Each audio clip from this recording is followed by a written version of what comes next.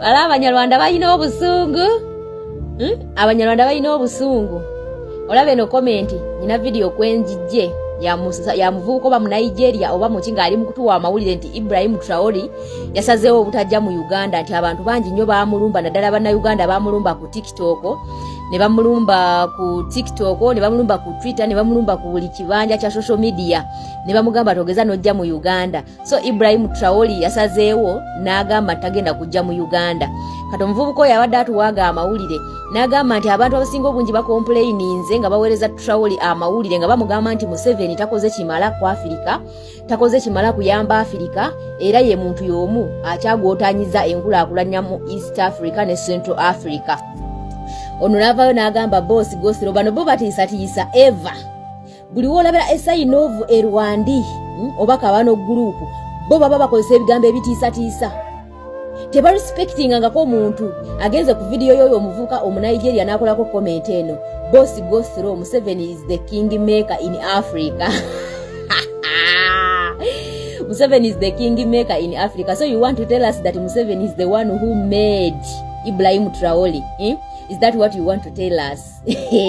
Museveni, by the way, is not a king maker, and Museveni is not a pan-Africanist, as he is saying.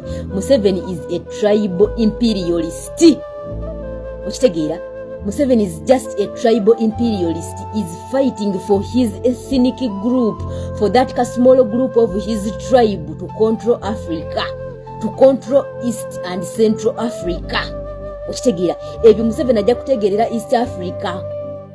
Abali ba Salva Kiir bategerera abamufukamirira netasobola agenda mu West Africa. He cannot make anyone.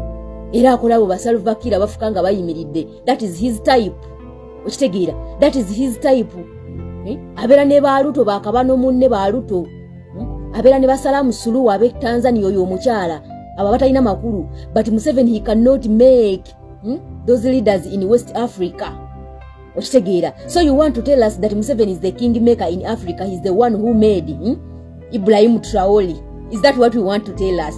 These people banange beteke walaba. These people, they want them to be on top always.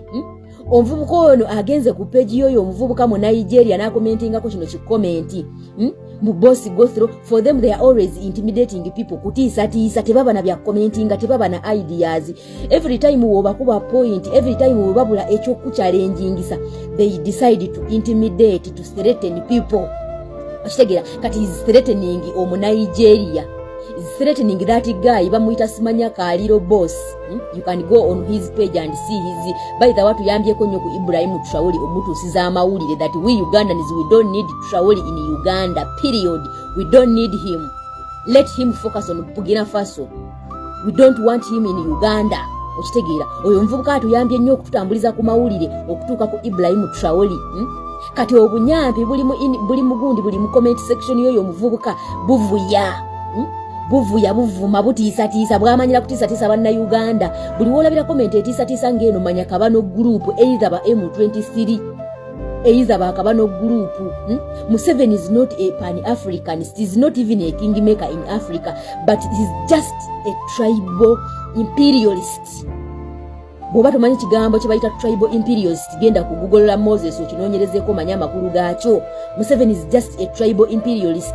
Is just fighting for his ethnic group, the small group of people by him and the Tutsi dynasty, to control East and Central Africa.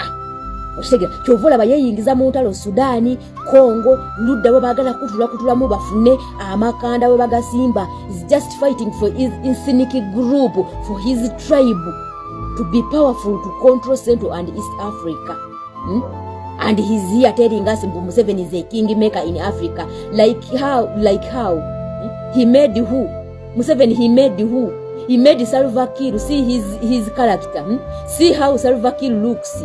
He made those who are in the same category. He made those who are same like them. Okitegeera akolanga ba Salva Kiir abamufaanana, they are all the same, bonna bafaanagana. Bonna bavunze baweddewo, bonna batambula bakunkumuka.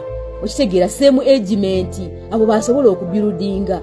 But is not the one who made Traore. Please mwekakanyeko mubeere humble. You people be humble. You cannot control Africa and you will never. You cannot control Africa and you will never. Even Gaddafi failed. Stop. Ebye bibozi bya mwembu simanya is the king maker. Who like how?